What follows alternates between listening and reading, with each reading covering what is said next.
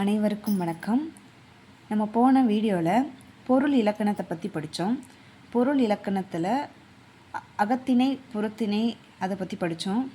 அகத்திணைனா என்ன, அகத்திணையில் முதற்பொருள் எப்படி வரும், முதற்பொருளில் எத்தனை பொழுது இருக்குது, பெரும்பொழுது சிறும்பொழுது பற்றி படித்தோம். இப்போது முதற்பொருளும் அதோட உரிப்பொருளும் பற்றி நம்ம படிக்க போகிறோம்.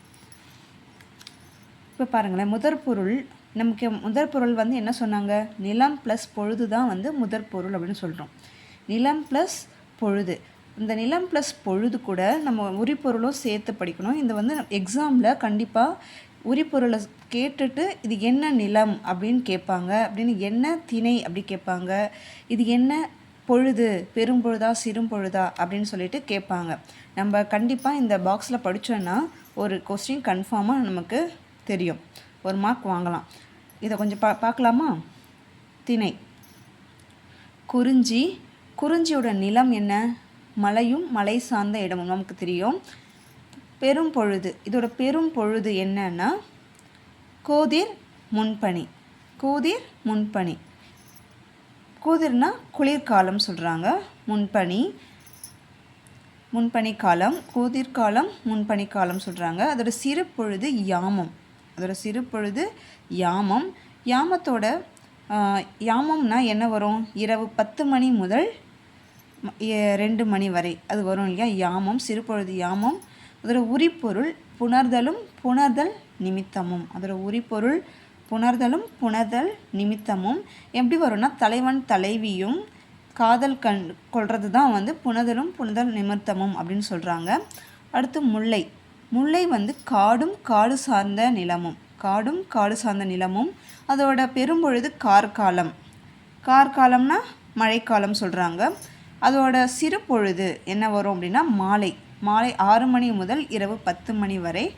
இருத்தல் நிமித்தமும், இது எப்படின்னா தலைவன் தலைவி தலைவனுக்காக காத்துட்ருக்கிறது தான் இருத்தல் நிமித்தமும் சொல்கிறாங்க. அடுத்து மருதம் என்ன வரும், வயல் சார்ந்த இடமும். இதுக்கு 6 பெரும் பொழுதுகளும் வரும், 6 கூறுகளும் கண்டிப்பாக அதில் வருது.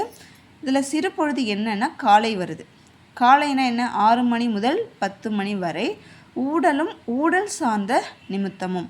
ஊடல்னா என்ன, ஒரு தலைவனுக்கும் தலைவிக்கும் ஏற்படக்கூடிய ஒரு சின்ன சண்டைக்கு அப்புறம் ஏற்படுகிற ஒரு காதல் தான் ஊடல் அப்படின்னு சொல்கிறாங்க. அடுத்து நெய்தல்னா என்ன, கடல் சார்ந்த நிலமும். அதோட நிலம் என்ன, கடலும். நெய்தலோட நிலம் எது, கடல் சார்ந்த நிலமும். 6 பெரும் பொழுதுகள், இதுக்கும் மருதத்துக்கும் நெய்தலுக்கும் பெரும் பொழுது 6 பெரும் பொழுதுகளும் வருது. இதுக்கு ஏற்பாடு வருது, சிறு பொழுதில் ஏற்பாடு வருது. இரங்கல் நிமித்தமும். இரங்கல்னா என்ன, இது எப்படி படித்தோம், தலைவன் மீன் பிடிக்க கடலுக்கோ இல்லை வேற எங்கேயாவது பிரிந்து செல்லும் போது மனைவி அவனுக்காக காத்திருக்கிறது இறங்கி நிற்றலை தான் நம்ம இரங்கல் நிமித்தமும் அப்படின்னு சொல்கிறாங்க.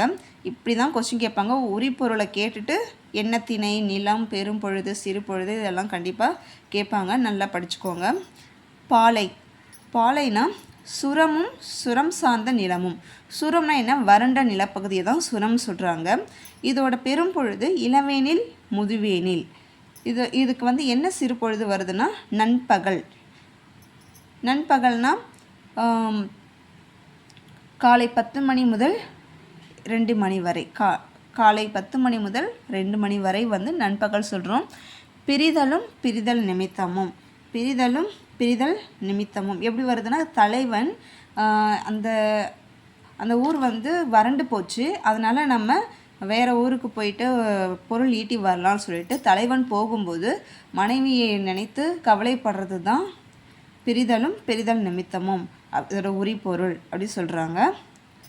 நன்றி.